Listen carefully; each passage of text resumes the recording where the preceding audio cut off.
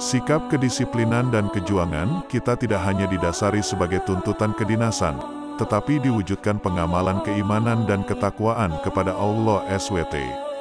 Apabila kita tidak mau berpikir jauh tentang kecenderungan melunturnya kecintaan kepada para ulama dan tanah air, sulit dipertahankan lebih lanjut dengan apa yang sering kita dengungkan, cinta tanah air NKRI harga mati. Kadang ketika memiliki istri muda, khawatir jangan-jangan menjadi janda muda. Punya anak-anak kecil, khawatir jangan-jangan jadi anak yatim. Ketika Israel datang memanggil, apakah kita sudah siap dengan bekal menghadapnya? Jangan sampai adanya corona ini menjadi sebab pemisah antara kita. Yang tadinya hatinya polos semakin timbul suudzon, muncul prasangka buruk antar sesama anak bangsa.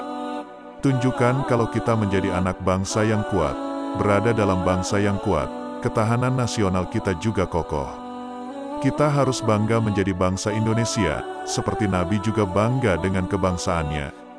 Ayam Bangkok itu, netes, lahir di Indonesia, cari makan di Indonesia, tidurnya di Indonesia, matinya juga mungkin di Indonesia, tapi ia tidak pernah bangga dengan Indonesia, wong kemana-mana Bangkok terus.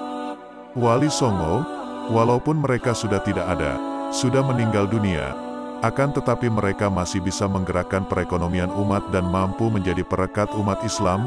Lah kita yang masih hidup ini, apa yang bisa kita lakukan? Sesama wali kutub meski memiliki pangkat kewalian yang sama tetapi memiliki sir atau rahasia yang berbeda. Salah satu hikmahnya adalah agar tidak ada kecemburuan di antara makhluk Allah. Jangan sekali-kali melupakan guru yang telah mengenalkanmu zahir-zahir syariat, terlebih guru mursyidmu yang telah membimbingmu menuju Allah. Salah satu sebab kenapa aku memperoleh derajat terhormat saat ini adalah karena aku sangat menghormati guru-guruku. Rizki itu ada dua, tajrid dan kasbi.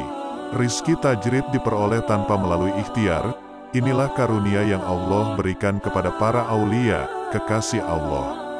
Sedang rizki kasbi didapat melalui proses ikhtiar. Rizki itu ibarat tangki mobil, sudah ada takarannya, gak bisa dilebihkan atau dikurangi.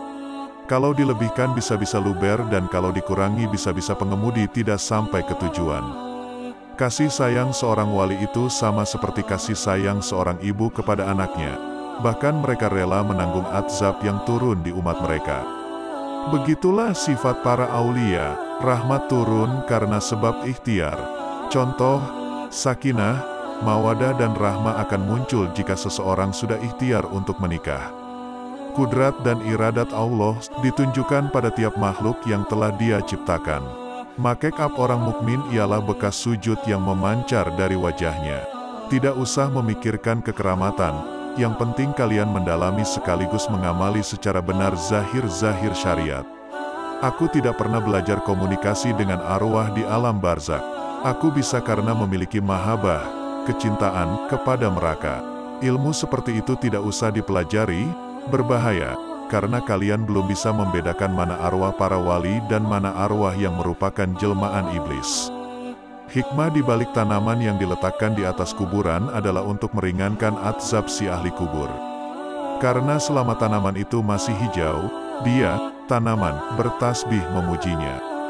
Hal inilah yang menjadi sebab turunnya rahmat diringankan siksaan si ahli kubur.